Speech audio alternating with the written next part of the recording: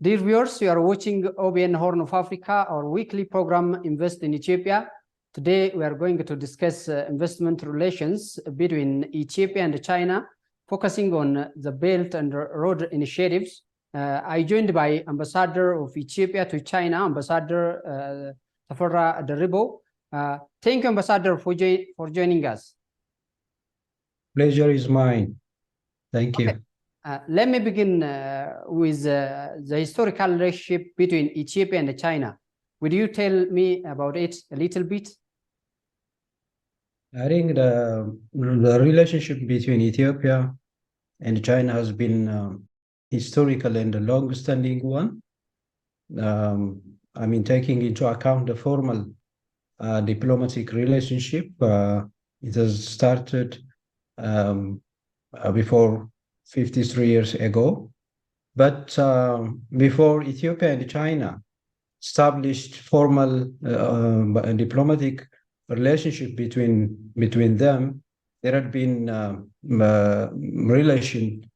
informal one between the two countries. And the relation goes back to 2,000 years during the Silk Road. So it has been a strong and long-standing one. During the 53 years official diplomatic period, it has been growing from time to time, especially the last 3 decades. The bilateral relationship between the two countries has been actually growing day by day, I can say, and it has elevated from different steps of partnership. And in 2017, I think the bilateral relationship has been elevated to the comprehensive strategic cooperative partnership level. This time, following the official visit of His Excellency, Dr. Abiy Ahmed, this bilateral relationship has been elevated to the all-weather strategic partnership level, which is among the highest partnerships that China has with other countries. So far, I think 4 countries all over the world have this sort of partnership with China. From Africa, it's only Ethiopia who has established this all-weather strategic partnership level. So it's growing day by day, time to time, and it's getting momentum and strengthen, deepen bilateral relationship between the two countries. Well, China is celebrating the 10th anniversary of the Belt and Road Initiative. From investment aspect, how is China benefiting from this initiative? I think this Belt and Road Initiative is one of, the biggest and mega initiative during modern history. It's connecting many countries all over the world, be it north, south, east, or west. China has been investing a lot in developing infrastructures of the Belt and Road Initiative member countries. I think Ethiopia can be an exemplary from Africa. The investment that China made in Ethiopia in the field of infrastructure development has been immense. The Addis Djibouti Railway is one of the longest electric railway in Africa. It was actually the source of the investment was from China under this Belt and Road Initiative. Similar, infrastructure development had been actually built in different parts of the world, be it in Asia and in Africa. So China has invested a lot in developing infrastructure and actually realizing connectivity between civilizations, between countries. This investment in the return will pay off for China economy. I think most of the infrastructure development projects have been financed through different modalities, especially through loan modality. So I think providing loan to developing countries, the developing countries will develop their infrastructure and develop different sectors of their economy and enable them to grow their economy. In the return, China will benefit out of this huge investment all over the world. So directly or indirectly, under this Belt and Road Initiative, China has been benefiting from this investment. And at the same time, I think receiving countries has been also benefiting out of this initiative. So I can say it's sort of a win-win situation as far as Belt and Road Initiative is concerned. So it has to be further encouraged and strengthened and even deepened. One of the Memorandum of Understanding signed between Ethiopia and China during the official visit of His Excellency Dr. Abiy Ahmed is deepening the Belt and Road cooperation. So I think China has contributed to the development of developing countries, at the same time benefited hugely out of this Belt and Road Initiative. Good. Ethiopia was among in attendance of the third Belt and Road Initiative Forum of China. From investment point of view, how is Ethiopia benefiting from this initiative? I think Ethiopia has been benefiting from this initiative, as I mentioned before, is through infrastructure investment coming from China. We have developed the railway, different highways in Ethiopia. Industrial park development was actually, some of them were financed. For example, the Hawassa Industrial Park was financed by the China government under this Belt and Road Initiative. So this in return has actually was actually instrumental in helping Ethiopia in developing its economy, as infrastructure development is the basis for any economic development. On top of that, through this Belt and Road Initiative, through developing the logistics of the country and building these industrial parks, many Chinese investors were encouraged to invest in Ethiopia. They developed the confidence, the trust of the Ethiopian economy and the system. Then many Chinese investors came to Ethiopia and invest in different fields, especially in the manufacturing sector. So through this initiative, I think Ethiopia has been benefiting in developing its infrastructure and at the same time attracting foreign direct investment from China, as China is the main source of foreign direct investment in Ethiopia. Chinese investors are number one in terms of number and in terms of capital size as far as foreign direct investment is concerned. So I think this can clearly demonstrate the benefits that Ethiopia has gained from this initiative. Well, are the investment policies and the strategies in Ethiopia helpful to effectively utilize the opportunities that the initiative brings in terms of job opportunity, increase the production and the imports and the infrastructure development, both nationally and regionally? I believe so. Following the homegrown economic reform, I think much has been done in getting the policies right, the investment policies right. And there have been different reforms ongoing in Ethiopia. For example, easing the doing business is can be mentioned because of the business environment. The investment environment has been improved a lot. I think many Chinese investors are encouraged to invest in Ethiopia. I think on top of that, we are organizing a capital market. So to start with, the capital markets may actually mobilize local resource, but in the meantime and gradually it will be internationalized. So this will give a huge opportunity for companies, be it local or foreign, to solicit investment fund from such a capital market in Ethiopia. So I think that through these reform activities, which has actually been implemented, and those which are, in the process, will create a conducive environment for Chinese investors to invest in Ethiopia. But I think a lot can be done in order to, attract more Chinese investors to Ethiopia.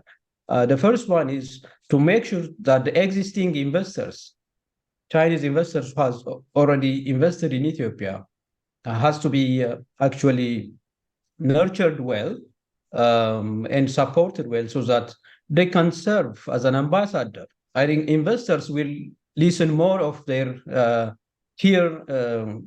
information than governments. So we have to make sure that the existing Chinese investors are doing well, and they will, transfer positive information about the investment environment in Ethiopia to their colleagues in the potential investors in China. So in order to attract more Chinese investors, improving the bureaucratic hurdle that the existing Chinese investors are facing is very important. And some other additional incentive packages might be looked into. The existing ones are more than enough to attract more Chinese investors, but in some areas there might need some improvement in the policies and investment package, which has already been there. I think this couple of policy measures and continue improving the doing business environment in Ethiopia will benefit Ethiopia and will bring and attract more Chinese investors.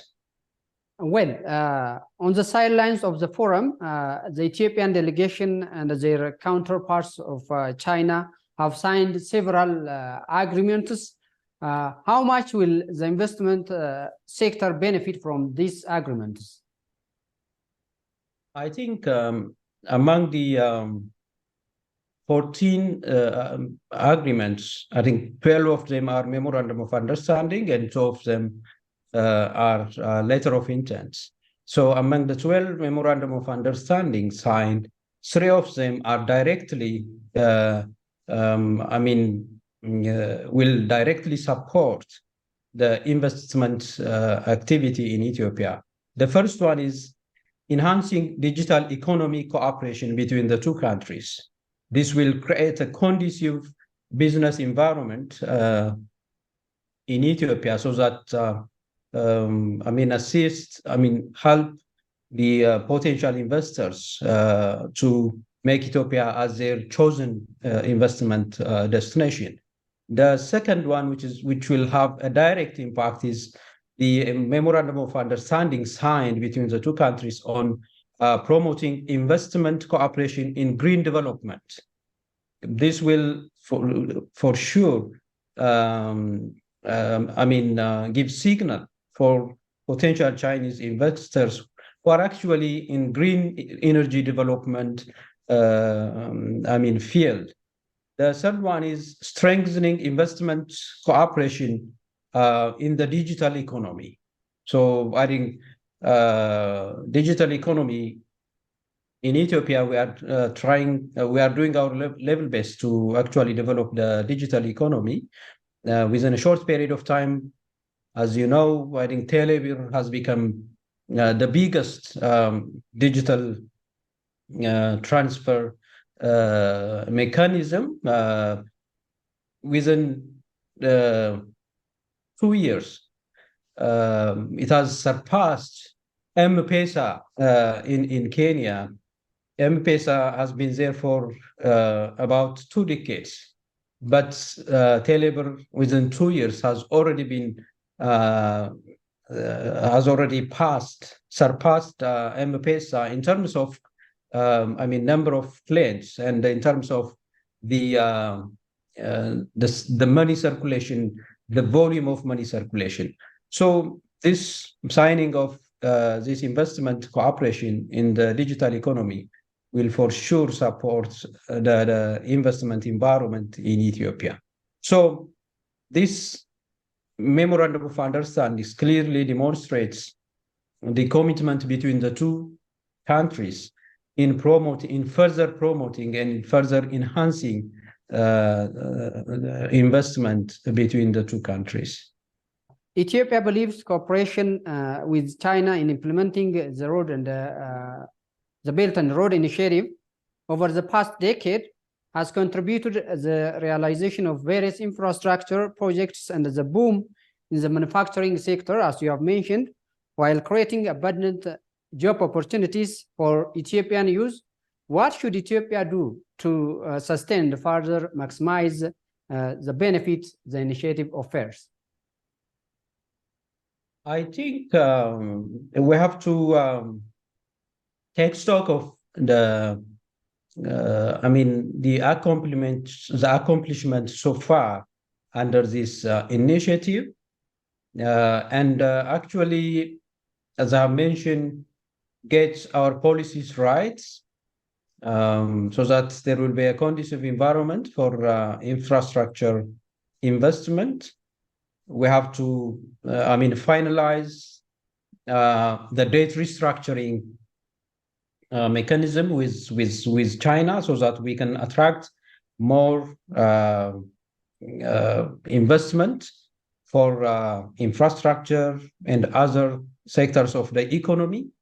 And we have to attract more Chinese investors in the form of foreign direct investment on top of development financing. To this end, I think those areas that might need further improvement has to be given due consideration and due attention. So we have to continue to make sure that the business environment is conducive for Chinese investors. On top of that, we have to make sure that the already existing investors has to abide by the laws. They have to respect the law of the land and operate accordingly. So we have to make sure that their investment and their operation is clean, so that it can, the economy can benefit from this investment, and we have to maximize from this. This will, at the same time, clearly convey a message for potential investors. When they come to Ethiopia, they will come for actually a win-win investment. So I think from the regulatory aspect, we have to make sure that existing investments are well regulated, so that the country can benefit out of those existing investments. Second, we have to make sure that existing investments are well supported and well nurtured, so that future potential investors can come to the country, and continue to improve the investment environment and maximize the newly upgraded bilateral relationship, the all-weather strategic partnership. And now we are becoming a member of the BRICS. This will also becoming a member of this economic bloc will create a huge potential. So we have to market this potential, well explain the potential that this membership will bring to Ethiopia, and we have to maximize. We have to continue to solicit different multiple sources of investments, be it from China, the BRICS, and other sources, so that there will be enough investment capital source coming from the abroad to actually support our investment efforts endeavor in Ethiopia. I think these are some of the issues that I would like to highlight. As you have mentioned earlier, while discussing with the Ethiopian Prime Minister Dr. Abiy Ahmed, President of China, she proposed to elevate China-Ethiopia relationship to all-weather strategic partnership. How will this impact the investment relations of the two countries? I think it will more of, give impetus for the existing investment situation between the two countries. Especially, it will give more confidence and trust for Chinese investors to invest in Ethiopia. This is a clear message, and this is a clear policy direction from the government of China that Ethiopia is a strong partner that China counts on, and from Ethiopia's side, China is a strong partner that Ethiopia can count on.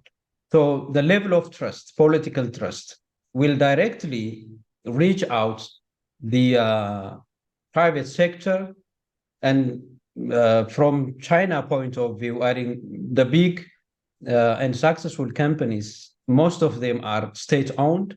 So this policy, clear policy direction will be heard and respected by these companies, and even the private sector in China usually follows the policy direction of their government. So I think this clearly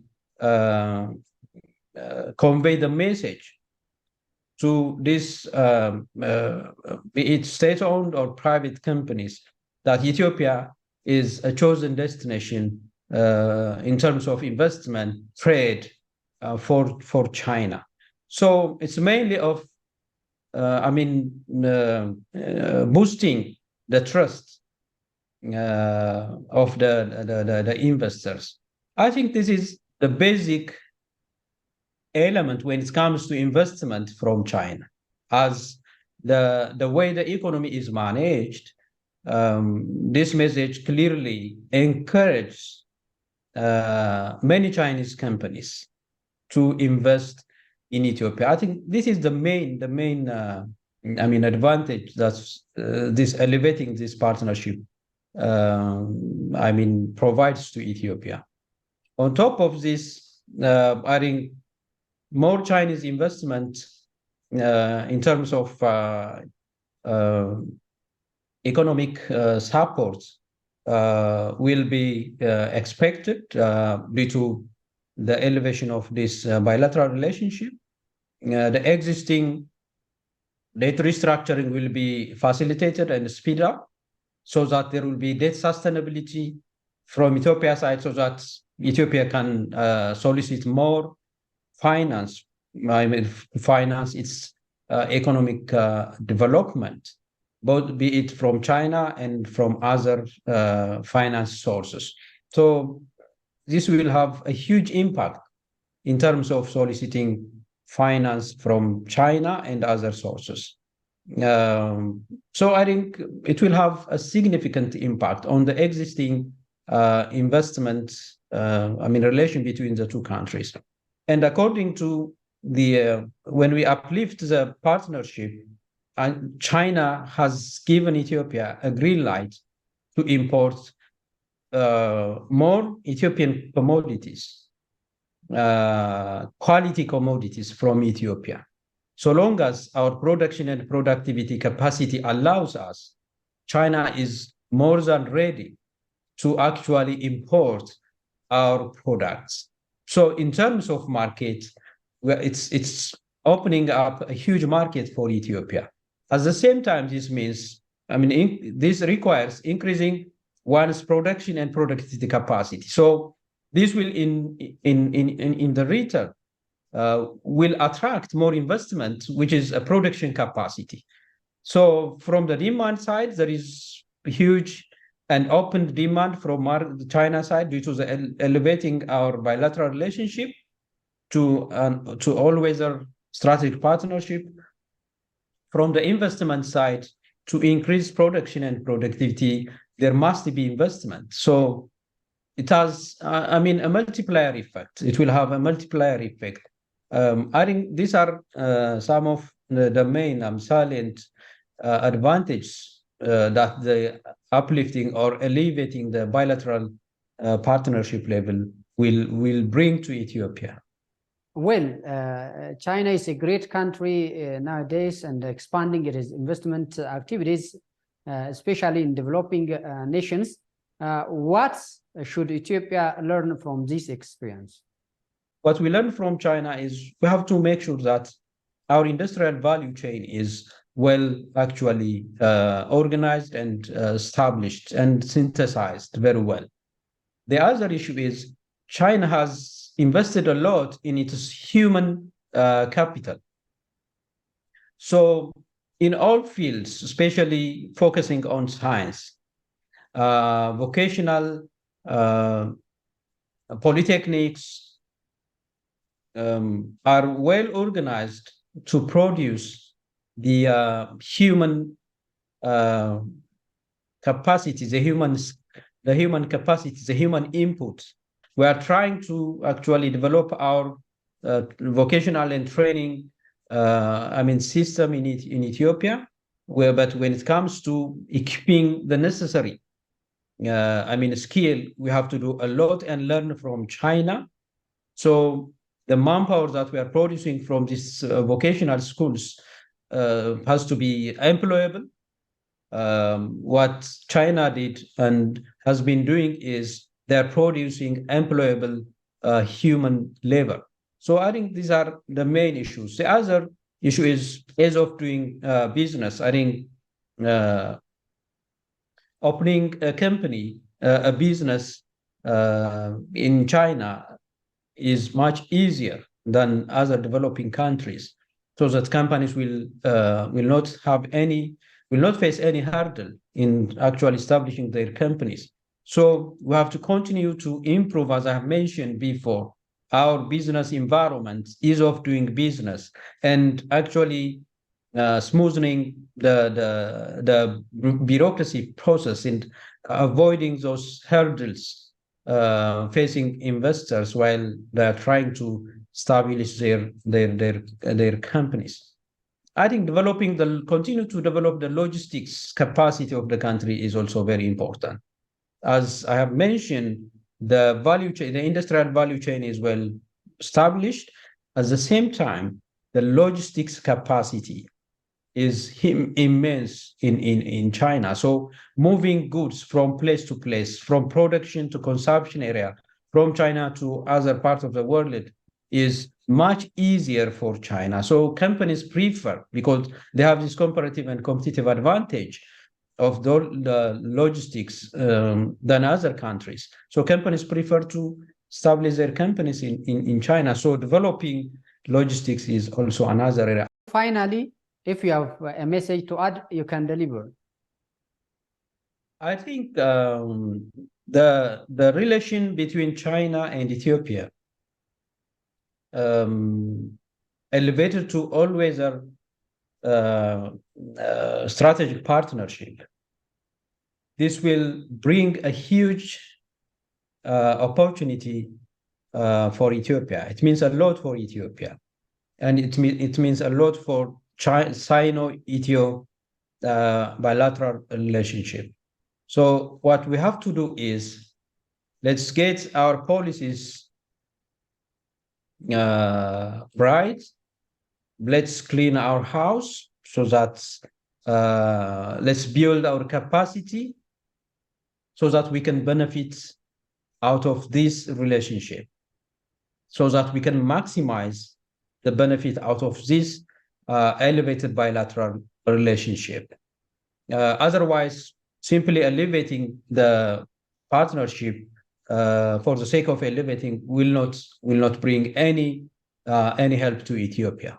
So at the end of the day, we have to be smart, and we have to make sure that we are well prepared so that we can maximize and benefit out of this bilateral relationship. At the same time, our Chinese friends and brothers will assert their benefits, so that there will be a win-win situation between as far as the bilateral relationship between the two countries is concerned. I think this is the message that I would like to convey.